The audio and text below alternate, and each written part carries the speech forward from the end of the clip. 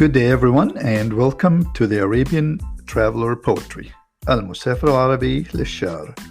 Today I am interviewing Chancellor K. Jackson and I'm continuing with the theme of love. Love, true love, never dies. Chancellor K. Jackson, born in 1995 in Fulton County, Georgia. Native to American parents, grew up in Smyrna, Georgia, and attended Stetson University. For 9 years, he played football at the high school and collegiate level. After graduating with a bachelor degree in communication and media studies, Chancellor lived abroad in China from 2018 to 2019. Chancellor fell into writing after his traumatic experience of being arrested and detained in Beijing for 14 days. His first book, 14 Days in Beijing, has ranked number 1 over 15 times on Amazon in multiple genres. Chancellor has recently released his first romance drama titled You Love and You Learn, now available on Amazon. Welcome, Chancellor.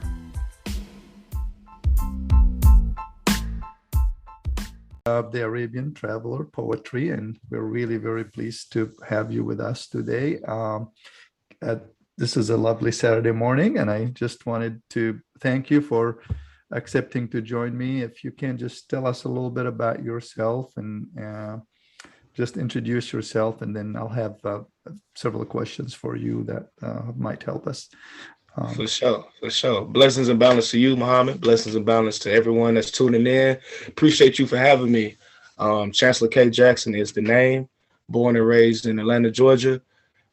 Played football good portion of my life, so all throughout high school, and was able to play at the college level at Stetson University down in Florida, where I obtained my bachelor's degree in communication and media studies. After I graduated, I landed my first job teaching English to children in China. So that's how I ended up in China. And China was absolutely, hands down, the best experience I've ever had in my life. I encourage everybody to travel abroad, but if you can live abroad, man, definitely do so. It don't got to be long either. I only lived in China for 6 months, and I got a full experience in China. So definitely encourage everybody to live someplace abroad and try aim for some places you've always been fascinated with. You know what I'm saying? Just don't choose any place. Go someplace you always wanted to go. And see how much you learn about yourself and just about life in general. That's sure. Great. Yeah. And I heard you say that your mother was a big influencer in your traveling, and that she said, where would you want to go? And it looked like you picked China. So can you tell me a little bit about your mom and parents? And it sounds like they're a great source of inspiration for you. And I will get later a little bit about your book and the for information. Sure. So I'd like to get a sense of who you are in your family life. Yeah. So I was raised by a single mother for the most part. She raised me and my younger brother, and we had a great childhood. All in all, we had a great childhood overall. We lived in a pretty big neighborhood. We live in one of the oldest Black communities in Smyrna. That's still standing to this day. It's getting gentrified now, but you know what I'm saying? It's a very historical neighborhood. So with that being said, it's a lot of kids. So, you know what I'm saying? We would spend a lot of time outside. A lot of time. And it was a park in the middle of our neighborhood. So we had a park that we can go to and play at and hang out at. So we had a great childhood overall, and stayed out of trouble for the most part, was on a roll, made good grades and stuff. And then once we started playing football, that just sharpened and fine-tuned us even more, you know what I'm saying? As far as just being even more disciplined and, you know what I'm saying, knowing at the end of the day, we wanted to play college football. So we can't be on all the BS, you know what I'm saying, if we trying to play at the next level, you know what I'm saying? So she definitely supported us and, you know what I'm saying, made sure that we never went without, you know what I'm saying, anything, going hungry without clothes and everything. So she did a hell of a job raising us, for sure. Yeah, no, I appreciate that, hearing that she's inspired you to travel and talked with you about early on. Now, you went to China and you went to teach English, and something happened there that changed the course of your life. And I am interested in that love that you have exerted, or that you have practiced, I mean, in order to overcome that adversity. And so I'd like to hear a little bit from you on, you know,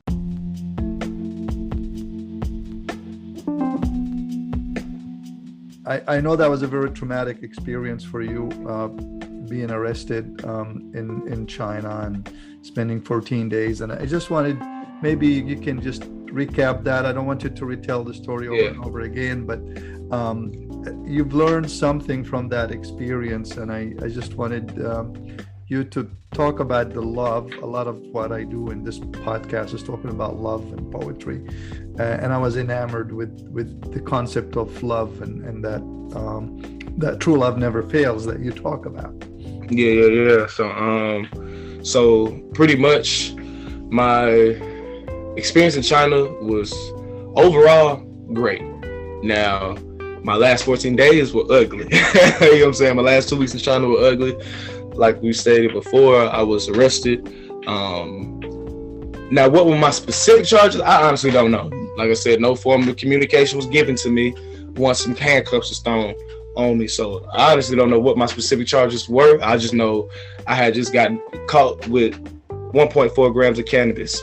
So I know I'm in trouble, but I don't know how much trouble I'm in. And nothing has been being explained to me as far as what's going to take place next and how this thing's going to play out. And then, of course, it's a language barrier, so it ain't even like we can have this conversation anyway. You know what I'm saying? So I'm housed in Beijing Jail 6 in a cell with 14 other Chinese men for 24 hours a day, 7 days a week. Got 9 wooden beds in each cell. Every day we get 3 meals and it's some form of soup each meal and bread rolls. And literally, bro, all I had was 1 Tupperware bowl and 1 plastic spoon for 14 days straight.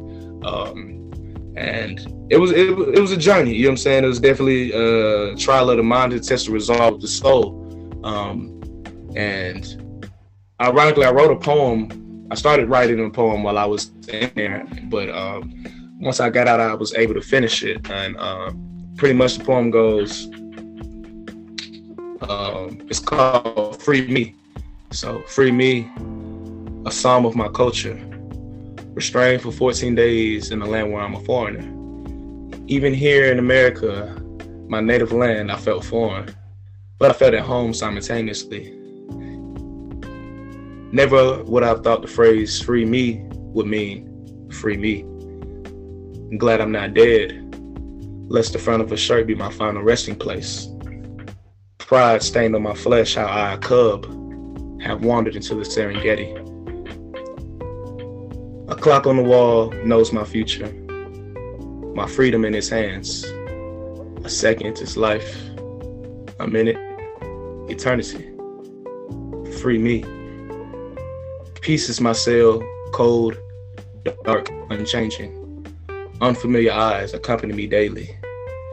24/7, 15, 9, 3, 1, 1.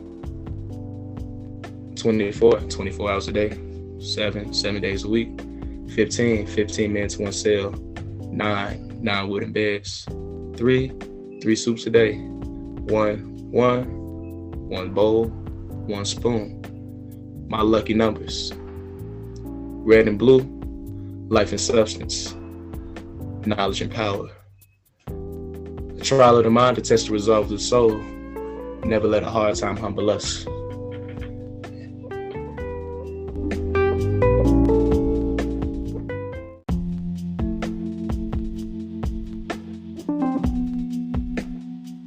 Well, that is really, thank you. That's full of heart and soul. I know you talk in your book, 14 Days in Beijing, about how the Chinese police came in to your apartment and searched. I'm just curious, kind of what happened. Like, you've got your life, your work, and kind of what happened. You just got deported after that, and then Did Yeah, you yeah. lose everything, or what happened? Yeah, yeah. So as soon as they came and got me, they just randomly just called my name. Hey, come on. I'm like, for real? It's time for real, me? Okay. So just finally just called my name to go. So you know what I'm saying? They escorted me out of the cell downstairs, had me get dressed back in my clothes, sign a bunch of documents that I can't read. And then now we get back in the van and they take me straight to my apartment and pack the rest of my stuff. And then after I finished doing that, took me straight to the airport while I was deported from the country immediately. So this I was out of China within about 6 hours of being released from jail. You know what I'm saying? It was a quick turnaround. And what happened? And now what happened with your belongings, your job, your income? I mean, what happened to all of that? Yeah, so I knew the job was over with. I'm like, that's a wrap. It's over with. I knew that was quiet. Money, ironically though, was still in China though. I'm like, but my money's in the bank, bro. Can we stop by the bank so I can pull the money out, if anything? And they was like, well, they got ATMs in the airport, so you can use the ATMs in the airport. I'm like, all right. But even then, I still wasn't able to pull out because we were so pressed for time. It was like, once we got to the airport, we scrambling trying to get to the gate so we don't miss the flight. So I ain't have that much time to pull out all my money. I only was able to pull out like 1,000 kwai. So pretty much, man, that's probably like maybe $100, if that, you know what I'm saying, $100 US. So it's like I wasn't able to pull out that much money, just enough to pay how I originally packed my bags to go to China. I went and bought a huge box from Home Depot, a cardboard box. And I stuffed that cardboard box with everything. So I put everything in this big old cardboard box and duct taped that cardboard box to T, and it made it to China. So, but of course the box was damaged by the time, you know what I'm saying, I picked it up from customs. So I got rid of it. So I'm like, going back, I'm like, well, I just got a bunch of just bags. Like I got a bunch of bags. Like, I don't know how we gonna finesse this, but I told y'all I needed to stop by like a store or something so I can give me some trash bags to put all this stuff in. And I definitely need to stop by the bank so I can grab my money to pay for it. And they didn't do any of the two. And now we at the airport and the immigration dude like, well, you can't take all these bags on plane. Well, I told y'all, let's buy a store or something so I can buy something to put all this stuff in. But in order for me to buy it, I need to stop by the bank. I told y'all this. So, you know what I'm saying? It's not on me. Y'all, this is poor organization on y'all behalf. But, you know what I'm saying? I'm impressed as you've gone through that traumatic experience. It's rough. I've been detained in some countries as a Palestinian for reasons I did not know why myself either. So I understand it, not quite for 14 days. I had that for about 3 days. I think they thought I was a spy of some sort because there's a lot of Mohammeds out there in the world. But I remember I had a notebook and started to want to write things, but I was a little bit bitter about that. I'm still bitter 20 some years about it. You talk about this in a much more positive way, and I'm really impressed with that. And so can you tell me about like how did that change your life to the best? And I know that you're banned from going to China. I don't know for how many more years, but maybe tell us about how do you overcame that adversity? For sure. I mean, my whole journey has been filled with adversity. My very first love and passion was football, playing football. And even though I was able to play Division I football, that didn't come easy. You know what I'm saying? It was a grind just to start on varsity. Just to start varsity in high school. It was a grind just for me to do that because I ain't started playing football till 8th grade, 13 years old. Everybody else been playing since 4 and 5. So the physical and mental developmental phases of the game, I lacked severely. So my whole career was just me playing catch up, but just me being athletic and smart and hardworking and disciplined. I was able to catch up. I'm able to catch up, but still, you can catch up, but still the experience you lack. You can catch up as if you ain't got the experience, that's going to play a factor as well. So nothing about, you know what I'm saying, my first love and passion has been easy. So I knew that moving forward, once, you know what I'm saying, whatever was going to be my next endeavor, it was going to be a grind. Everything we go through is preparation for what's in store. You know what I'm saying? If it was a grind with football, okay, yeah, it's going to be a grind for the next thing for sure. But, you know what I'm saying, you're going to know how to handle it. You're going to know how to handle it. You're going to know how to stay down. You're going to know how to trust the process and to be resilient and to persevere. So now that I'm back in America, I'm back to square one all over again, like when football first came to an end, and I'm just like, damn, bro, what's next? What you gonna do? You're back against the wall, your money's still in China, you done lost everything in 2 weeks, you know what I'm saying? Damn. It was one of them, like, just like, damn, bro, what? Yeah. This is crazy. But I know I have, through all of this, I've came up with some things that I could utilize to help me figure out what I need to do next, or how I can go about, you know what I'm saying, finding that next step. So it's like, okay, at first, bro, you had no clue what it is you wanted to do, or what you were good at, or what you know what I'm saying, as far as a career, or just finding a field to work in. Well, you got experience teaching, and your experience is on the other side of the world. That's going to open doors for you. So utilize that for sure. You played Division I football, utilize that. I just fell in it. I wasn't trying to coach football. I just fell into it. So, hey, you trying to coach? I could. At this point, I ain't got nothing to lose. Why not? So just me trying things. And then months later, my partner that I grew up with, he was the published author before we graduated high school in 2014. He was like, hey, bro, you should write a book about the experience. I'm like, boy, that's a good idea. I don't even know where to start, but that's a great idea. And he took it a step further, went to my notes, left me a 5-layer outline, very, very brief. And I just started filling it in. And with me filling it in, I caught a flow for how I wanted to tell the story. So I moved it from my notes to Google Doc so I could type it on the computer. 4 months later, I finished writing the story. And an additional 6 months just getting it publishing ready, getting ready for publishing. And on April 4th, 2019 is the day I got locked up in China. April 4th, 2020, the anniversary year, I released the very first version of 14 Days in Beijing, and I was ranked the #1 new bestseller in 3 different genres. So it's just, you know what I'm saying, just staying down, trusting the process, never letting no hard time humble us. That's really it. Yeah, and I have to say it is captivating. I know you also have it on Spotify, on Books on Tapes, and I really enjoyed hearing it, and just very captivating, and I appreciate your style and the writing. I like to hear a little bit more on the other book that you worked on, and it's called, I believe, True Love Never Dies, and do you want to talk about that? And what does that entail? For sure. So after 14 days, I released 2 more books. I released 2 more books, and the 2 books are a romance saga, pretty much. And all in all 3 books is one long trilogy. It's telling one long story. But the romance saga is pretty much just it's still just like 14 Days, based on a true story that I actually, you know what I'm saying, endured. But it's pretty much a man's first step towards gaining emotional intelligence. So it's just really about my first love, first serious relationship, and just how that story begun.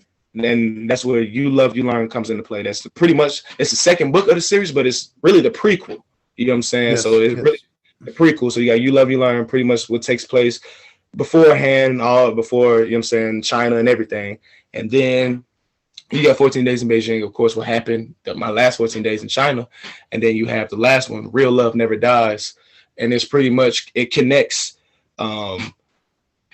from college, going into adulthood, then going to China, what I was doing in China, a little bit of stuff I was doing in China before getting locked up, which is interesting because a lot of people ask me, okay, what was China like before you got locked up? Well, you can get a glimpse of that and Real Love Never Dies. And then, of course, it tells the story of what happened after those 14 days once Sandwich was released. So it's all one long story telling just, you know what I'm saying, a sector of my journey up until this point. Yeah. For sure, for sure. Well, I wanted to see like you write poetry too, and this is about poetry. So I wanted to know whether you wanted to read another poem as we close. And again, I said, big fan, love your stuff.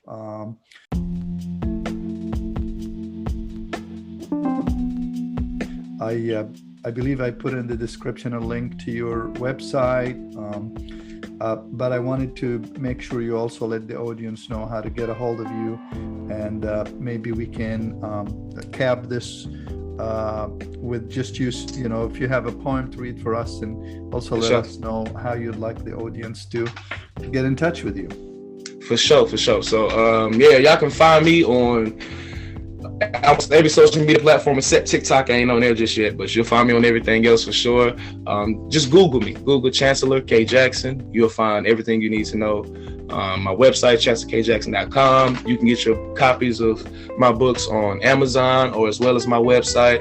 I also have a service through my publishing company, Corley Publications, LLC, where I coach aspiring authors. So anybody out there that has an idea or concept for a story but don't know how to go about putting it on paper, or if you've already written a story but don't know how to go about publishing it, tap in with your boy. I can walk you through either process or both of them.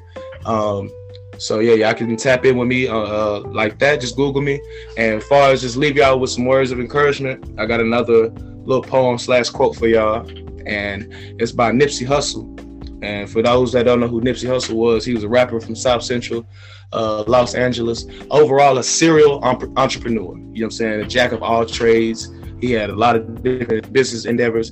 And his background is, you know what I'm saying? He started he was a gang member. He was a gang member, rolling 60 script. You know what I mean? Fresh out of jail in 2008, he made a conscious decision to change his life. You know what I'm saying? Based on his decision making and just pursuing something. You know what I'm saying? And it started with music and then clothing, and now it expanded to, like I said, a whole bunch of endeavors. But the quote goes, long-winded, running through this life like it was mine. Never settling, but setting every goal high. 1,000 burpees on the path to my own self-destruction or success. But what's a mistake without the lesson? You see, the best teacher in life is your own experience. And none of us know who we are until we fail. They say every person is defined by their reactions to any given situation. So who would you want to define you? Someone else or yourself? Whatever you choose to do, homie, give your heart to it and stay strong.